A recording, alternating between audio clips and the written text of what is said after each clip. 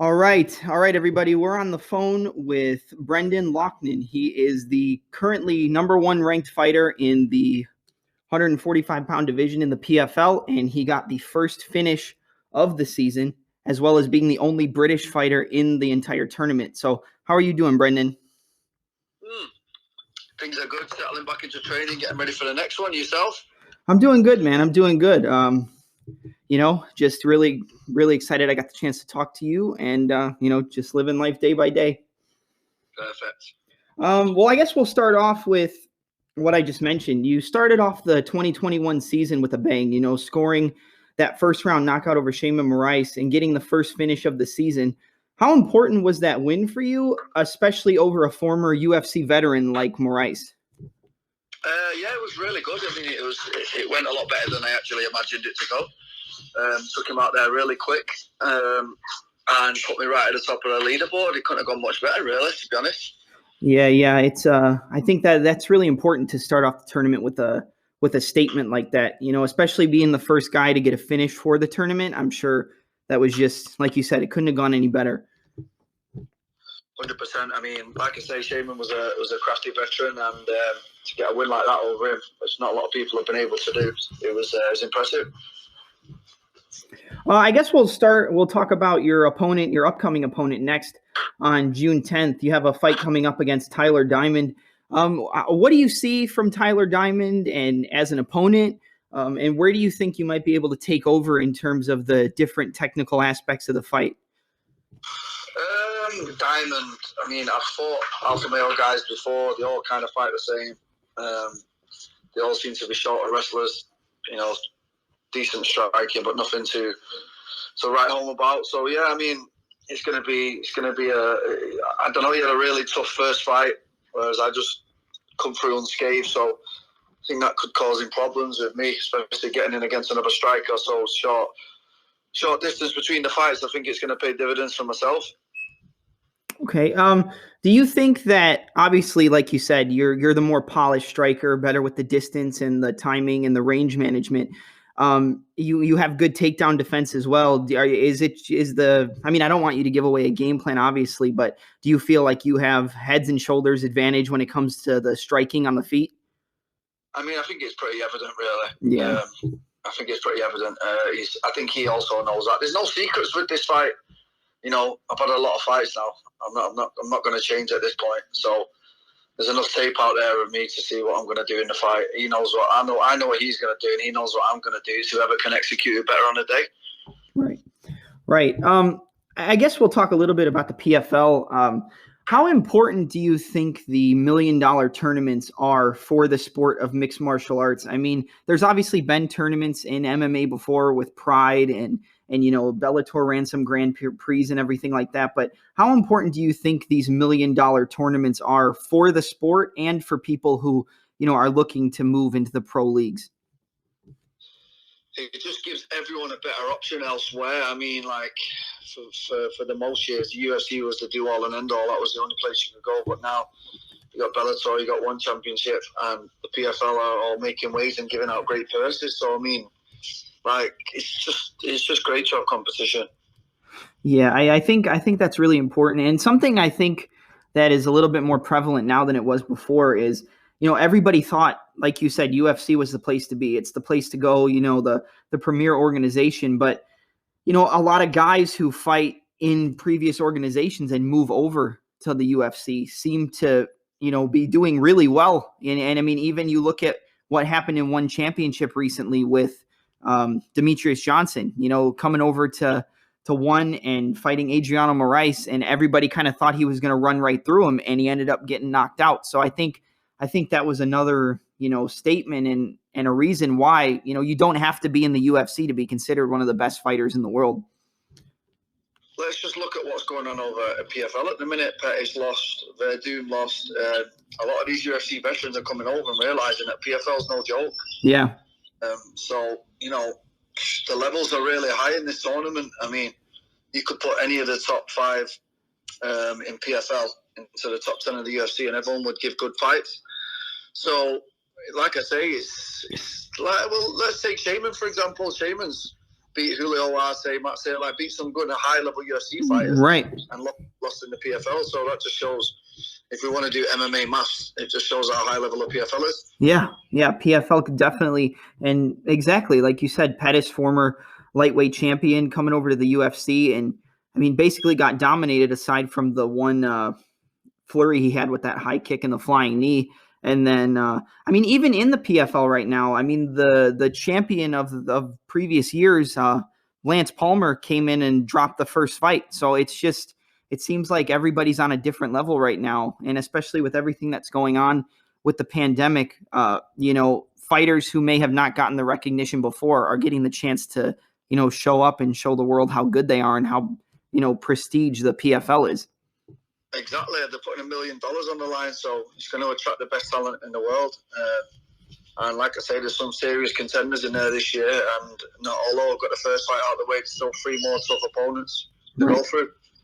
Right. We'll talk a little bit about your training regimens and where you trained at. I saw on your social media you're training out in San Diego for this fight. Yeah. So I've been coming to Alliance for the last 8 years. Right. Back and forward. Okay. The only reason that I didn't come last time was because, the whole situation with COVID and they shut down. So I wasn't unfortunately able to get here, but now I'm back. I'm settled. I'm in good company, and I'm excited for the next one. Right, and obviously we'll talk a little bit about Alliance. Getting to work with guys like Dominick Cruz, who's probably one of the most relevant fighters out of that gym. Obviously, there's a lot of high level talent over at Alliance, but what is it like getting to move around and train with a guy like Dominick Cruz? I'm sure you've put countless rounds in with him. What is it like to have that type of unique, awkward style to work with, on a daily basis when you're in training camp? It's great. Me and Dom have trained together for years now. Since I first started coming to Alliance, I actually live with Dominick most of the time. Okay. I've been in San Diego, apart from this time. So, me and him have got very close. I've stole a lot from his game.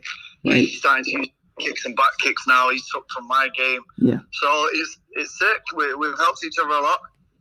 Yeah, 100%. And obviously we just saw Dominick come back and get that win over Casey Kenny. And he looked pretty damn good in that fight. I thought he pretty much dominated it from start to finish.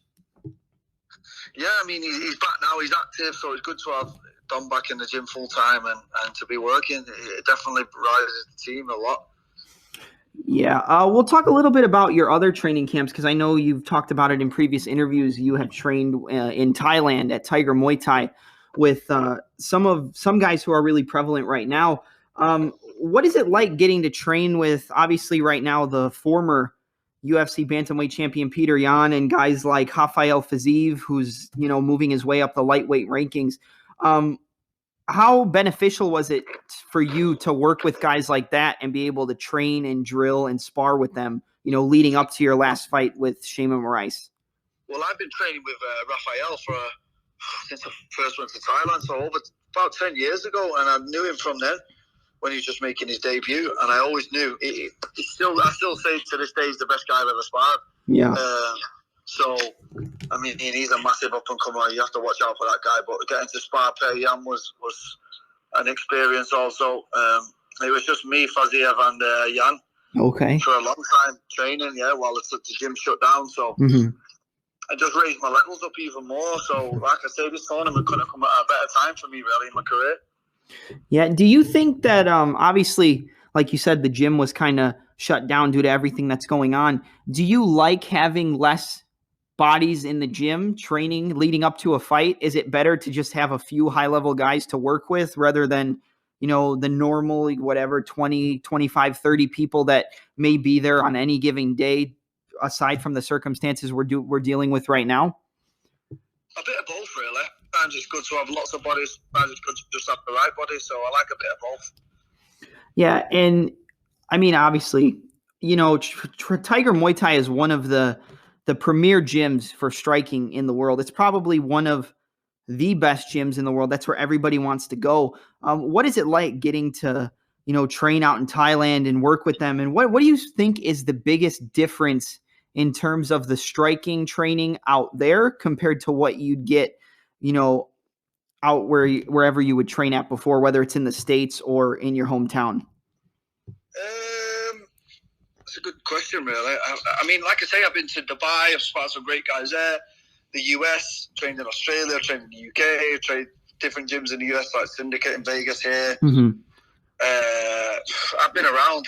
I've trained with the world champions day-to-day basis, and I know what level I'm at, and they know what level I'm at. So they're trying to add my name to that world champion list now. Right, and obviously you couldn't have started off in a better way with getting that first round finish. If there was a guy outside of the PFL, or maybe it's somebody in the PFL, any other organization in the world, what is your so-called dream fight? Who is somebody you've always wanted to get in the cage with and fight? It could be a weight class up from yours, your weight class, a weight class lower. Who is somebody you've always wanted to get the chance to, lock it up with in the cage? Everyone says that, but I don't really have a dream opponent.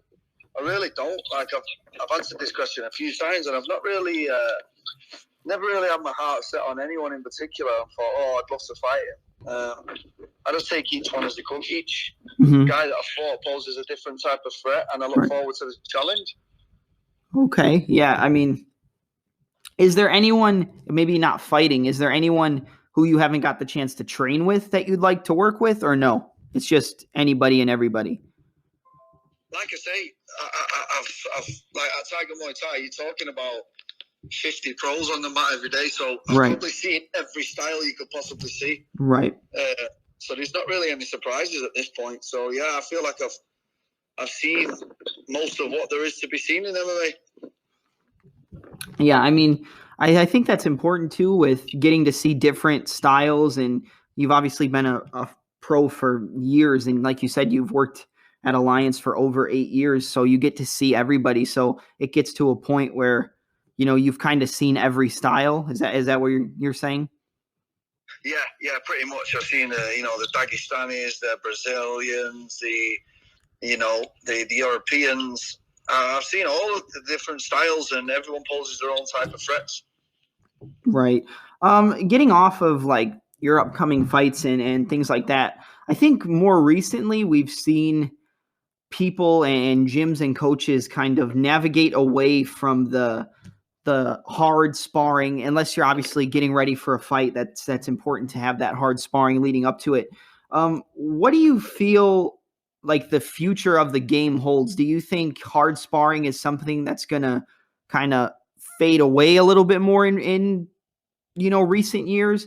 Or do you think that it's going to be more like technical light sparring that helps these younger people and fighters get ready for their fights? I really think it depends on the person. Mm-hmm. It depends on how many years you've been in the sport. There's a lot of factors that go into whether you need sparring or not. Personally, I cut mine down quite a lot now. But I know guys that spar 2-3 times a week coming up to a fight. So it's all personal preference, really. Right. And then the whole idea behind the hard, whether it's light or technical or hard sparring, is just being able to get the timing down and getting the rust off leading into the fight, right? Because you want to have your timing and your reactions ready. And without sparring, whether it's light or hard sparring, you don't really get that. Is that kind of how it is? Yeah, I think you hit the nail on the head. That's exactly how I'd describe it as well. Okay. Let me see. We talked about Dominick Cruz. One area of the technical game of MMA that's kind of made waves recently is the calf kick. Everybody seems to be implementing it. It's been used for years. I mean, not as prevalent as it is now with guys like Benson Henderson. And one of the most recent ones was Henry Cejudo against Demetrius Johnson the second time. How important do you think the calf kick is in terms of the striking in, professional mixed martial arts? And do you see any technique that maybe isn't getting used as much now being able to either like combat that technique, or something that's going to make waves in the future that, like we said, isn't really used as much right now? That's a good point. It's just evolving, isn't it? I mean, that calf kick, I've just started using it recently. And yeah, it's a bit crazy that whoever's brought it up and whoever's thought of it has helped a lot, really, because everyone seems to have took it on board, and it's an extremely it's a very effective weapon, because I mean, if you kick the big muscle in the leg, it don't really hurt too much, but if you kick the calf, the very small muscle, and it's connected to the calf, and it does disable the leg. We've seen it with Conor and Poirier, so it's very effective at the minute. Right. And like you said, it's a different style of low kick, like the traditional Thai style where it attacks more on the upper thigh and you kind of drive it down with the calf kick. It's not as much wind up, and it's quicker to the target, so it's more effective. Is that why you think it's become so much more used now than it did before? It really does disable everything in the leg, so it is much more effective. So yeah, it's exciting to see the way it keeps evolving now over the next few years. Right. Is there any, like, I kind of touched on it on the question I just asked, but is there anything, obviously the game evolves day by day, like you said, is there one technique or maybe something with the footwork and the movement and the timing that you could see, make waves in the future? Nah, not really. No, I think we've covered all angles at the minute, but who knows? Any type of shit could start working. Right. Yeah. One thing I'd like to touch on, and I mean, it's kind of become more recent with different promotions, is the Thai style Muay Thai fights with the 4-ounce gloves. You see guys like Nicky Holskin, Liam Harrison, John Wayne Parr have these fights with the 4-ounce gloves. What are your thoughts on, the Thai kickboxing style of fights with the 4-ounce gloves? And is that something you would like to get into in the future, or no? Nah, I think it's brutal doing Muay Thai striking with it. I really do. I don't think there's any need to put MMA gloves on at all. Yeah. I think it's dangerous, and there's just no point. They're just trying to emulate MMA in a way, and there's just no need for it. Right. Do you think that the use of like grounded knees and soccer kicks and all that should just be erased, like totally? Oh, that's an interesting one. I mean, I'm not too sure on him. I understand why people do it, but I mean, what are we doing here? Is it a sport, or are we trying to kill each other? Right. Yeah. I don't know. I think, in my opinion, I think that the knees to the head of a grounded opponent is pretty useless. Because I mean, I get it, I guess, because if you can land knees on the feet and in the clinch, then why can't you do it on the ground? But it's just a different game on the ground. I feel like it's so much less space than on the feet, and it's just, like you said, it's brutal. No, I agree. I 100% agree with you on that. We'll talk a little bit about a recent fight that had just happened, and there was a lot of controversy actually with grounded knees. And you've obviously worked with Petr Yan and his fight with Aljamain Sterling. What did you think of the whole stoppage behind that fight? And like, what were your thoughts on just how that played out? Oh God! I mean, I don't know.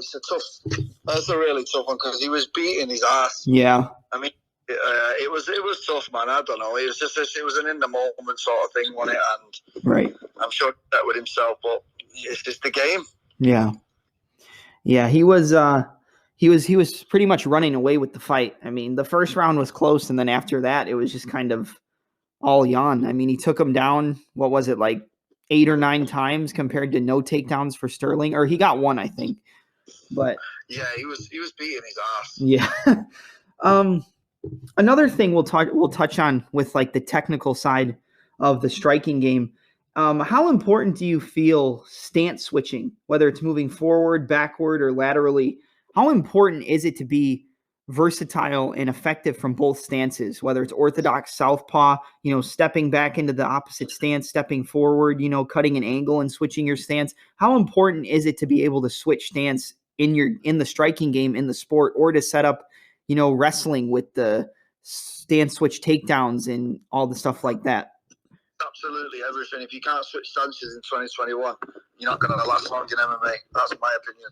Yeah, I think that's something we saw with, obviously, Dominick Cruz was one of the first people to kind of bring it in, but nobody really paid so much attention to it, but now it's like everyone's switching stance. Everybody's, throwing a high kick and dropping down into southpaw or vice versa. And I mean, it sets up takedowns we saw Rose Namajunas use it. We've seen TJ Dillashaw use it where they step forward and then get that outside trip and get the takedown. So it has really become just I don't know. It's kind of at its pinnacle. Like you said, if you don't do it, then what are you doing? Everybody kind of has to learn how to do that. I agree, 100%. Well, is there anything else you'd want to touch on in terms of your upcoming fight with Tyler Diamond? Is there any aspect of the game that we haven't talked about? Anything leading up to the fight, and any thoughts on your opponent? Tune in, June 10th. Brendan Loughnane goes back to work. He's already shown that he's not playing around this year. And it's time to go back and do the same thing over again. Right. And I just want to wish you good luck in your upcoming fight. I can't wait to see it. And like I said, you're one of my favorite strikers and all-around MMA fighters to watch. So I wish you luck, and I can't wait to see you step back in there. I appreciate it. Thank you so much, my man. No problem. And I hope I can get you on again sometime in the future because I enjoyed our little chat. Thank you. Me too, mate. Take care.